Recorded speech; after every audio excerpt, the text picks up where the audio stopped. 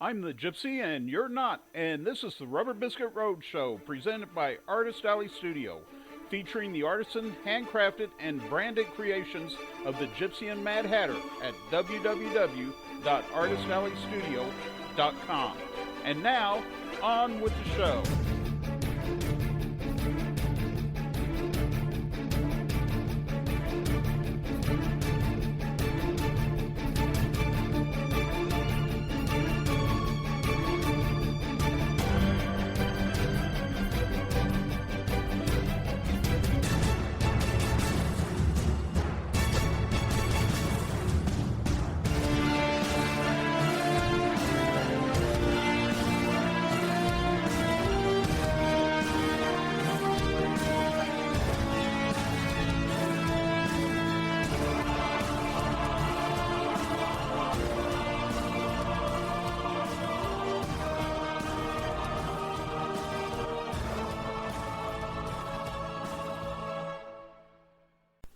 Welcome to episode 19 of the Rubber Biskit Road Show. I am your host, the Gypsy.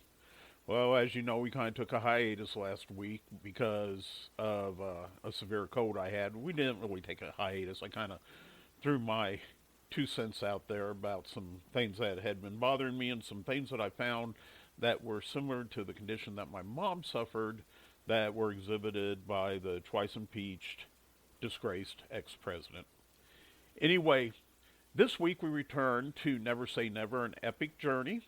Just to catch up to date, just remember you found out what happened after my mom burnt my comic books. We won't recap that. If you want to know, just go back and listen to that episode, okay? Anyway, in this week's episode, we're going to start wrapping things up because we only have a few episodes left before we get to the end of Never Say Never, an epic journey, Volume 1. What I'm going to do is I'm going to bring things full circle. We are going to cut in between two periods in my life that had a big impact on me when it came to my mother. The two periods that we're going to deal with are when I was in high school in Western Missouri, and also during that period where my mother tried to convince everybody that she was dying of cancer. Anyway, we're going to start again with Never Say Never, an Epic Journey, Volume 1. I'll have what she's having. I pulled into the truck stop in Meriden. Black Betty ticked silently, cooling off as I headed to the store. Grabbing a Coke, I headed back out to the big Harley. I leaned against the bike and taking a big drink from the ice-cold bottle, watching the traffic zoom by on K4. I turned and looked at the truck stop. It held a lot of memories for me. When I had a studio in southeast Kansas, I used to spend the summer months going to different motorcycle rallies across the United States. I had a custom-made 32-foot fifth-wheel trailer that I would tattoo and pierce out of at rallies. One of the rallies was the National Abate, American Bikers Aim Toward Education, Labor Day Rally. The rally took place at Lake Perry, and this truck stop was where I would stop and fuel my truck and grab a drink and snack before starting the 150-mile journey back to Independence, Kansas. This truck stop held one other memory for me that happened before the truck stop was a truck stop. This truck stop sat where the steel sailboat had once sat that welcomed visitors to Meriden, best little town by a dam site. I had sat on my BSA in this exact spot on that cold March day in 1979 when I had come this way to bury my biological father. That day I smoked a cigarette and my knee had not hurt. Today I sipped a Coke and my knee was killing me. I rubbed my left knee and lifted my bottle to the sky. Here's to fate. Gypsy returned back to West Platte High School for his junior year.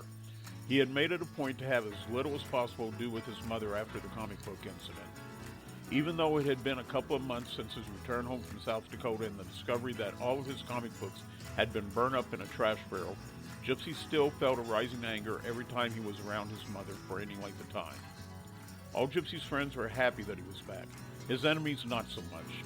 The person that was the happiest that he was back in school again was his on-again, off-again girlfriend, Jeannie Lovelady. However, Jeannie was now dating a local country boy, so Gypsy decided to explore his other options in the dating pool. Soon his eyes fell upon a cute brunette by the name of Denise Sanders. Their romance was hot and intense, but short-lived. Shirley came running in the door of Ross's drive-in, excited and out of breath. Spiner's son sitting in a booth with Deneen and a couple of his other friends. James, you have to come with me now. I have news. Yeah, James, go with your mommy. Gypsy shot his friend a sharp look. Shut up, Butch. What's up, Mom? You have to come now. This is important. Gypsy leaned over and giving Deneen a quick kiss, said, See you later. Deneen protruded her lower lip in a fake pout and said, You better. As Shirley pulled her lilac-colored 1965 Chevy Capri out of the parking lot and onto the Washington Street, Gypsy said, Okay, Mom, what's so important you had to pull me away from my friends? James, do you remember when we met Congressman Jerry Litton at the Platte County Fair this past summer? Without waiting for her son to answer, she continued, I had asked him if there was some sort of help for your condition. Gypsy put his fingers to his temple. His mother always referred to his shattered left patella as your condition. Mom, it isn't a condition, it is a disability I have suffered since I was 3 when the car hit me. I know you blame yourself, but your continued denial, Shirley cut him off. This morning at work, I received a call from Congressman Litton. Missouri Crippled Children's Foundation is getting you the help you need. I spent all afternoon filling out the paperwork.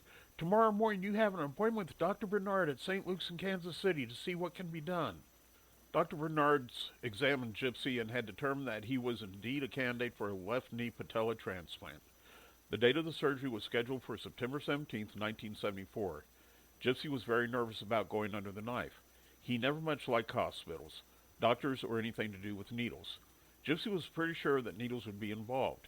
Shirley, for her part, was ecstatic, telling everybody that her Jimmy was getting a new knee. Shirley reveled in the attention this got her. Gypsy felt like his mother acted more like it was her surgery and not his. Gypsy tried to go about his business as normal, yet as the day approached, his apprehension got worse. He tried to tell his mother how he was feeling, but Shirley wasn't listening. All she would say is, It will be just fine. Don't you worry about it. Gypsy was worried. What if something went wrong during surgery? What if he died? Shirley failed to realize that a 17-year-old boy on the verge of manhood would naturally be afraid of the unknown. Being put to sleep to have a major surgery done was the unknown. Late one afternoon after school, and with just a week to go before his surgery, Gypsy walked past the Weston drugstore.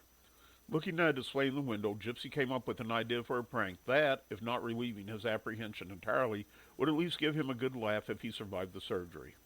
Gypsy went into the drugstore and purchased the item that was sure to create the controversy that was to come. He briefly wondered as he left the drugstore, will Mom be shocked by this, or will she just accept it as normal? He decided that Shirley would accept it as normal, since normal to her was usually abnormal to everyone else. Gypsy had said goodbye to Deneen and all his friends before rushing home to put his prank to work. He would not see anyone at high school again until after the surgery. Being a bit of a joker, Gypsy liked a good prank, and this was a big one. Gypsy took pride in the fact that no prank he had ever pulled had hurt anyone. Hurting people is not a prank, he reasoned. It is malice. Gypsy stood in the bathroom of his home and looked at the box in his hand. The front of the box featured a very hot blonde woman smiling seductively at the viewer. This struck Gypsy as funny, since usually women were the only ones that purchased hair stripper.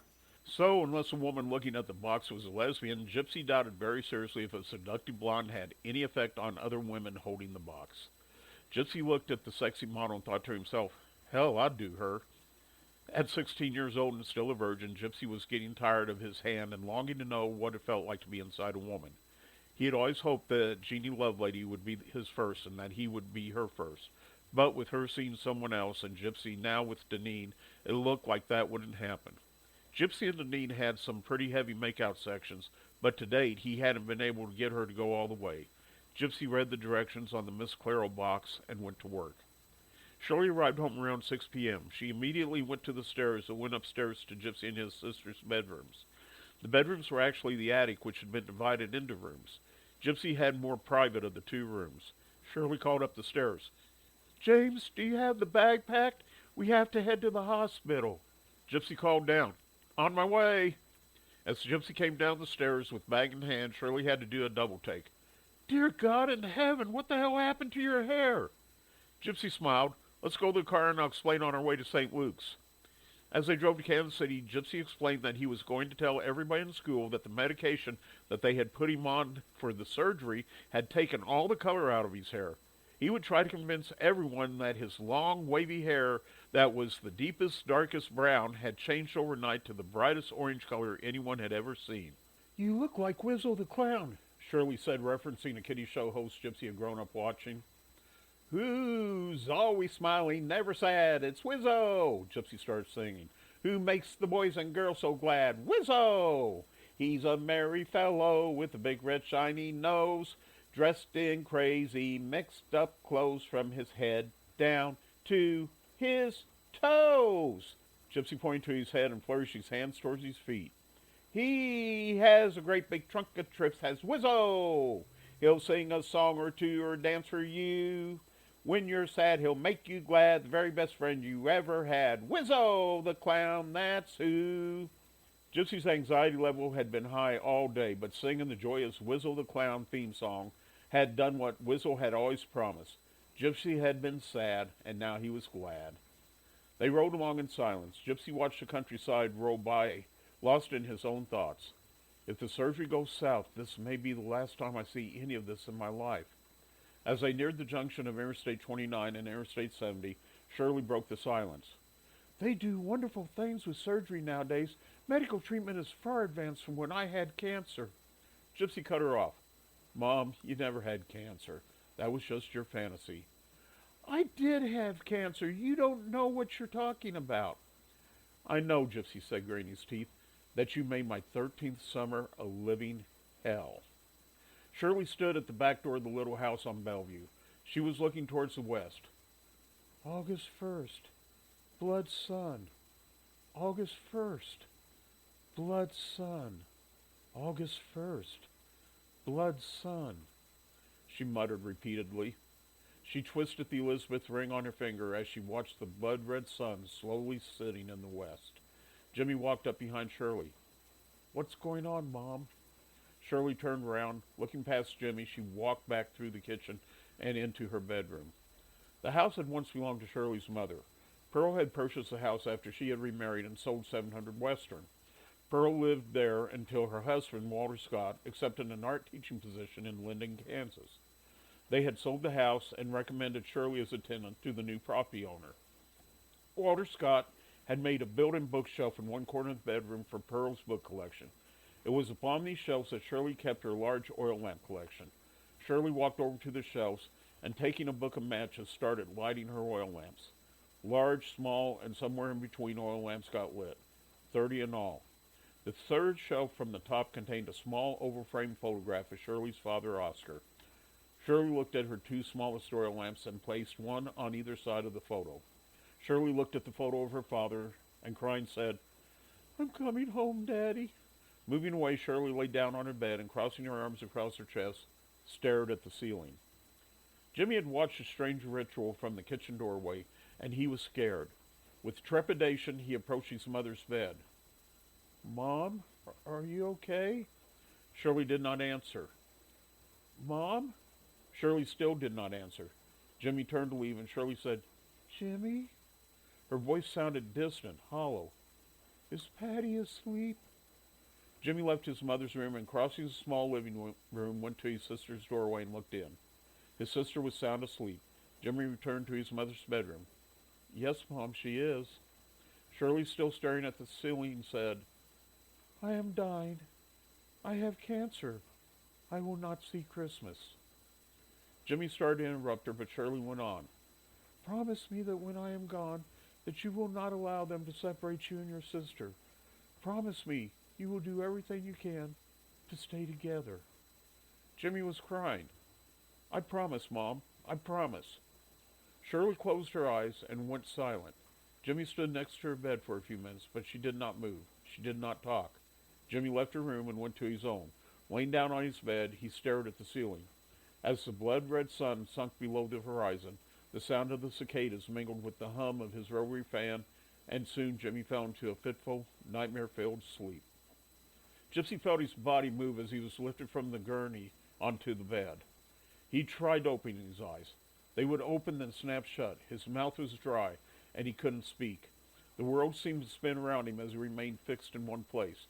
Then, without warning, he would spin around, and the world remained fixed in one place. Here, someone said. Here's a straw. Sip some water. Gypsy felt a straw pushed into his mouth, and he did as he was instructed and sipped. Here, the voice said. Sip some more. Again, Gypsy did as instructed and sipped some more. He's coming around, Mrs. Sturt, the voice said. Dr. Bernard will be in shortly to speak with you. A hand grabbed his wrist. It was a warm hand, soft yet firm. Gypsy knew it belonged to the voice. If you asked him how he knew, he could never tell you. He just knew. He tried to turn his head where the voice came from and found that his head weighed 200 pounds. That's strange, Gypsy thought. My head weighs more than me. Gypsy forced one eye open. He could see that the voice belonged to her nurse, but she was standing behind a piece of gossamer fabric. He forced his other eye open and tried to focus. The nurse was young and pretty. Gypsy wanted desperately to say something witty to impress her. He forced the words out of his all-too-dry mouth. Drink, please. The nurse gave him a drink. Shirley leaned over her son. Jimmy, I am stepping outside to have a cigarette. I will be right back. Gypsy nodded. At least he felt like he nodded. Where am I? Why do I feel so strange? Then he remembered. I'm at the hospital, St. Luke's. I have a patella transplant. Gypsy reached down and let his fingers graze the top of the cast that now completely encompassed his left leg. It was at this moment that two sensations hit him all at once, pain and an urgency to urinate. The urgency to urinate won out over the pain. When Dr. Bernard opened the restroom door, Gypsy was standing by the stool, holding onto the sink. I don't feel so good, he said, and then he felt the world go black. The bright light played across Gypsy's eyes as Dr. Bernard shone the tiny flashlight into his pupils. That was a very stupid stunt, my friend. Do you want to ruin my work? Gypsy shook his head no. Then stay in bed. Do you need something for the pain? Gypsy nodded yes. Okay, I will have the nurse get you some Tylenol 3. Dr. Bernard turned his attention towards Shirley. Mrs. Sturt, your son came through the surgery with flying colors, but you need to stress to him how important it is that he stay in bed. I will, Doctor, Shirley promised. As the doctor started to leave, Gypsy said in a raspy, dry voice, I saw you. Dr. Bernard chuckled and said, I thought so. Shirley asked what he was talking about. The doctor explained. The morgue is by surgery in the basement. We were harvesting your son's patella, and someone left the door open. The surgical orderly left James's gurney in the hall across from the morgue. He saw us before we got the door closed. Shirley laughed and looked at her son. So now you know where your new knee came from. It wasn't long before Gypsy was alone in his hospital room. Well, as alone as one can be with an old man in the other bed on the other side of the curtain softly snoring. Gypsy lay in bed for a long time staring at the ceiling. He could feel his heart beat in his left knee. He wondered how long he would have to endure the pain before he felt normal once again. Jimmy wondered how long he would have to endure the pain before he felt normal once again. August had been a living nightmare, and now he would have to return to school and tell his best friend that there was nothing wrong with his mother. Every day during the month of August, Shirley would spend most of the day in her dark bedroom. The aroma of scenic kerosene filled the small house as Shirley's oil lamps remained forever lit. Jimmy tried to talk to his mother, but all she would say is, "The cancer will take me soon. Keep your sister with you." She would then fall into a rhetoric of incoherent gibberish, punctuated with, "I'm coming, Daddy." Jimmy had done as his mother requested and planned for him and his sister to stay together after his mother was taken by cancer. 2 days after Shirley had first announced that she was dying, Jimmy had come up with a plan. He went to the home of his best friend Tim and talked with Tim's parents. Jimmy explained to Tim's parents that his mother was dying of cancer and that she wanted him and his sister Patricia to stay together after she was gone. Tim's parents had been very understanding and had told Jimmy they would discuss it. 3 days later they called. They said they had checked into being foster parents for Jimmy and Patricia. They said that they had prayed about it and felt it was something they could do. When Jimmy tried to tell his mother the good news, all she said was, "I'm coming, Daddy." Now it was September 8th, 1970, the first day of the new school year. Jimmy would be returning to Eisenhower Junior High and would have to find Tim and tell him that his mother had a miraculous recovery over Labor Day weekend. Shirley came out of her room one Sunday morning and announced that God had heard her prayers and had healed her of her cancer. "What's wrong, son? Aren't you happy? This is a great day. God created a miracle." Jimmy's heart hung heavy in his chest. He was embarrassed, and he was afraid with how his friend would take it. Jimmy now knew that his mother had been faking her dying days. Tim was smart, and Jimmy knew he would figure it out also. As Jimmy entered the school, Tim came up to him. "How's your mother today?" Jimmy couldn't look at his friend. He looked at the ground. "Tim, I have something to tell you."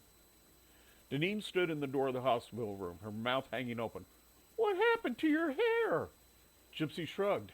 "I don't know. I think the medicine I was on did this to me. The doctor says it's only temporary." Tim had said nothing. He turned and walked away. The next day, Tim found Jimmy in between classes and said, "My parents said do not contact us again."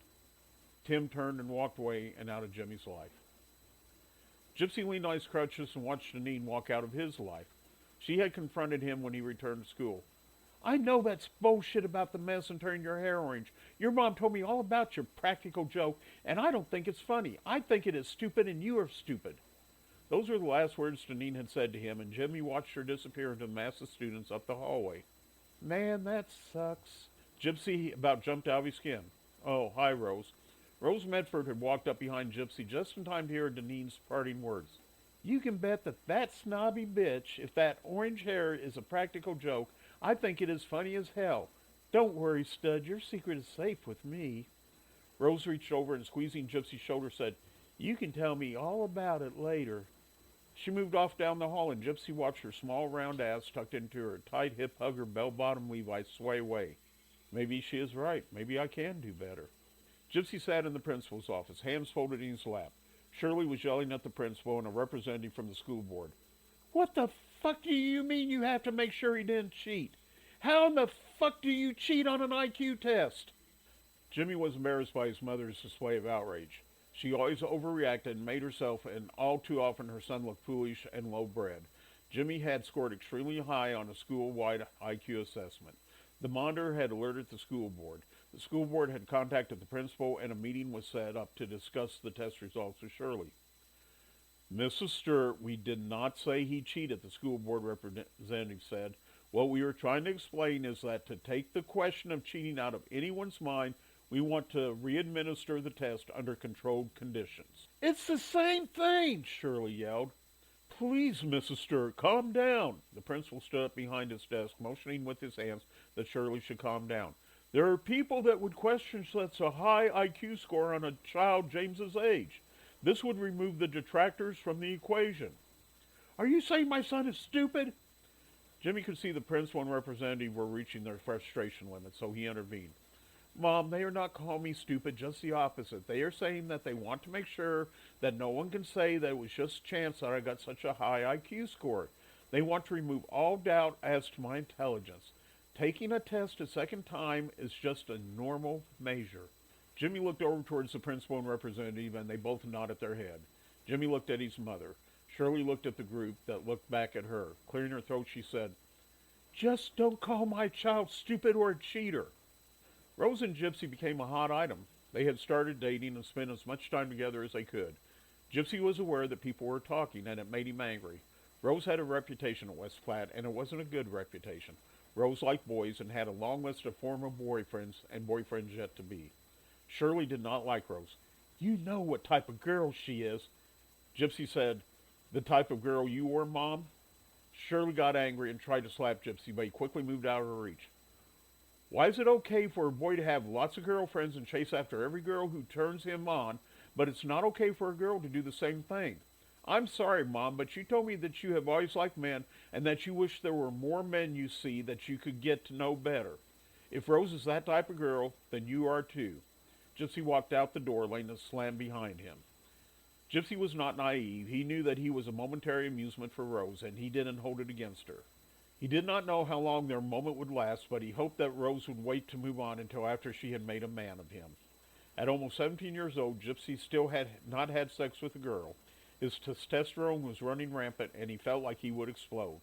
Opportunities had come close in the past, but they had not ended the way Gypsy had wanted them to. Full, ultimate, and climactic sex. The cast on his left leg was an obstacle to the possibility of sex with Rose, and he was aware of it. His frustration level was high, and he had grown tired of his practical joke. He had done a pretty good job of convincing the gullible that he had lost the color in his hair due to the medications he was on. But the smart ones knew better. Some laughed with him and some laughed at him. Gypsy decided the joke had run its course and it was time to get rid of the orange hair. The night before his 17th birthday, Gypsy purchased a box of raven black hair dye and made the bright orange hair disappear. The next morning, Gypsy limped into the school on his crutches and was immediately the center of attention. His now blue-black hair was a lot darker than his natural soft black hair. The blue sheen made the shoulder-length hair look ethereal. People were wanting to know how his hair was black and not orange, and Gypsy was happy to tell them. I don't know. I woke up this morning and my hair looked like this. Rose had run her fingers through his hair. I like it. Very sexy. Gypsy felt his jeans tighten as his penis started to swell. Rose stood on her tiptoes and whispered in his ear, Meet me at the front door at lunchtime. I have a birthday present for you. Gypsy met Rose at the appointed place and time. Rose's best friend Pam was with her. Rose said, We are skipping school. We are going up to Four Corners at the laundromat to hang out. Gypsy laughed. The laundromat? Wow, what a present. Rose gave a sly grin and said, Trust me. The going was slow, and they headed up Washington Street towards Four Corners.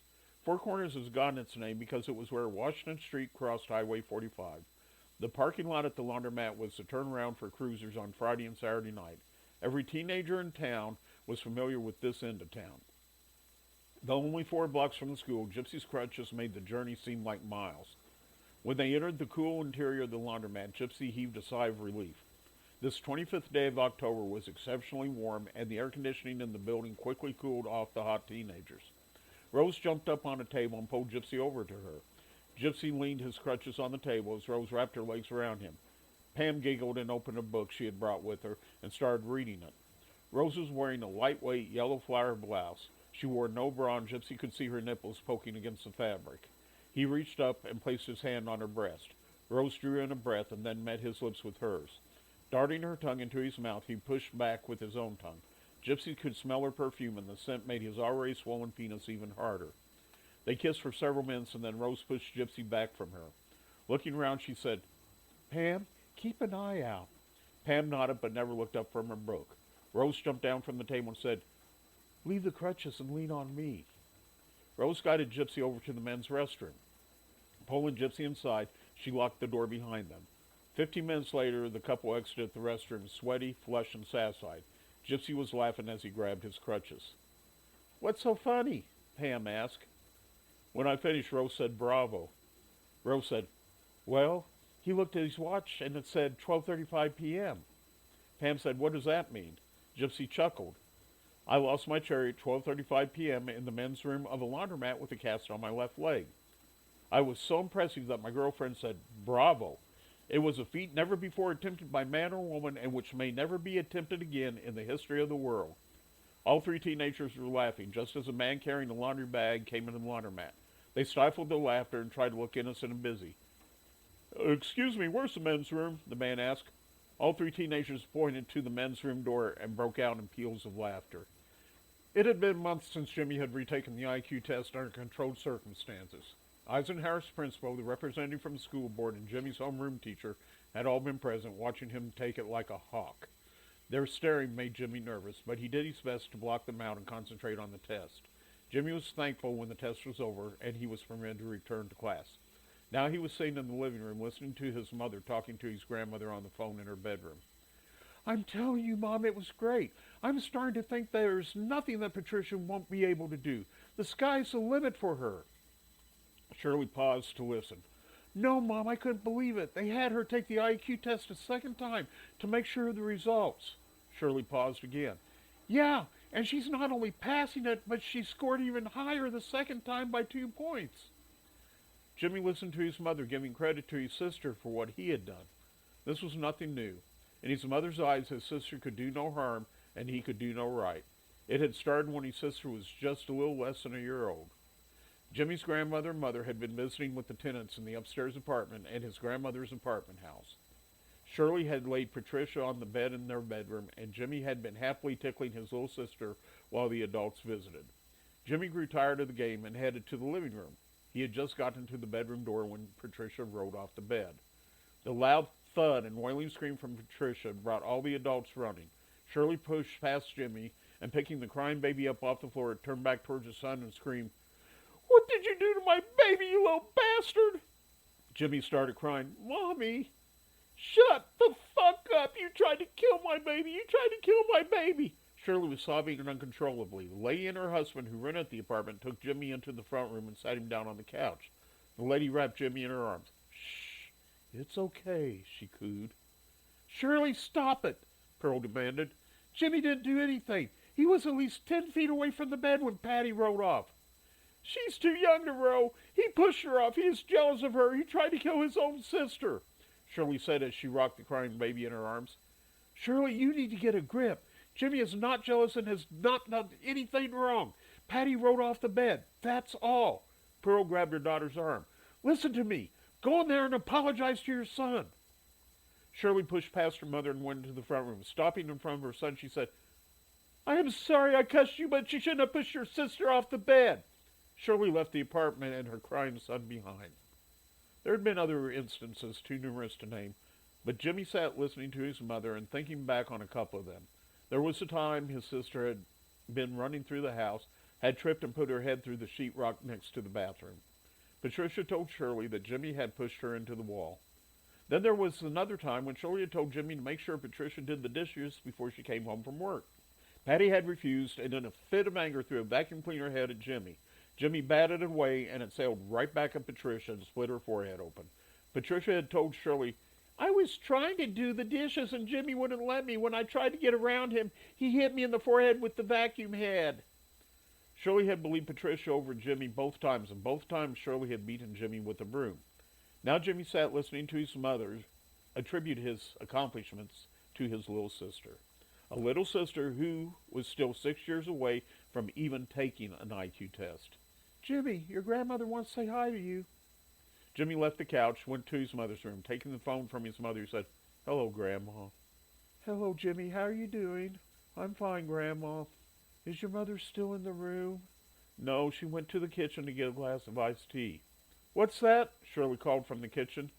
I was just telling Grandma that you were getting a glass of iced tea. Do you want a glass of tea? Shirley asked. No, thank you, Jimmy said.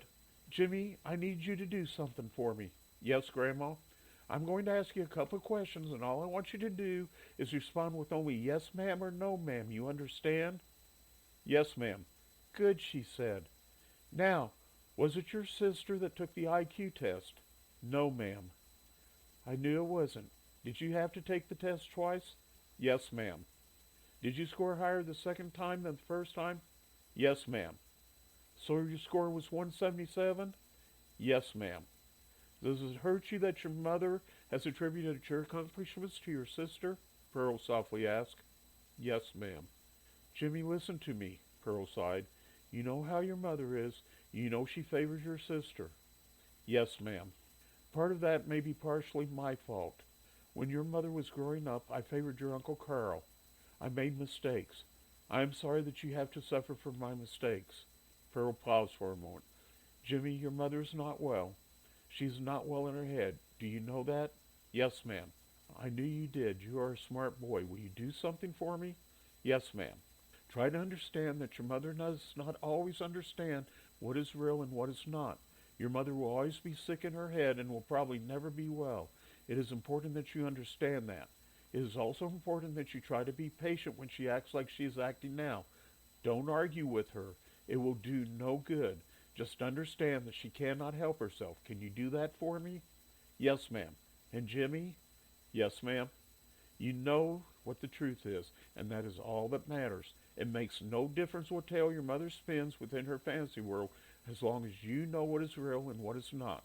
Your sister is as much a victim of your mother's illness as you are. You may not like your sister, but she is what your mother is making her. That is not your fault, and you should never blame yourself. Yes, ma'am. Mom just came in the room. Shirley had come back in the bedroom and sat down on her bed with a glass of tea in hand.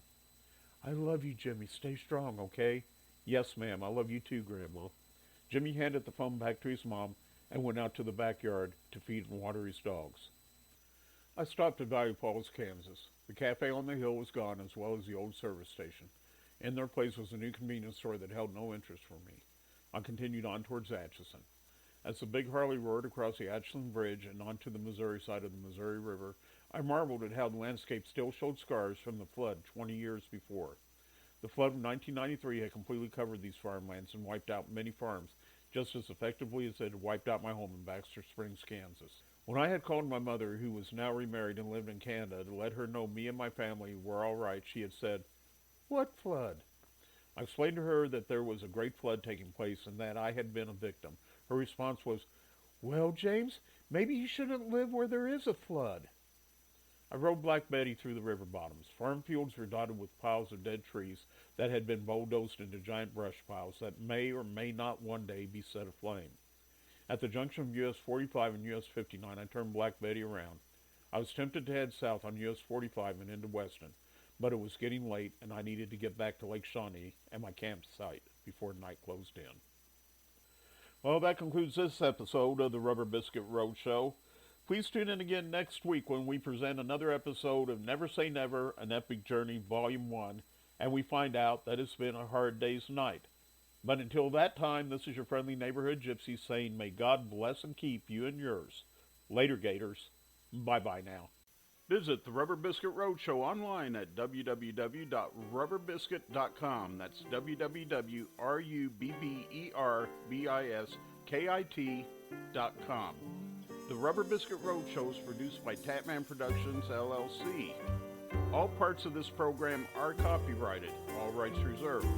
No parts may be published, reproduced, or used without the written express permission of Tatman Productions, LLC.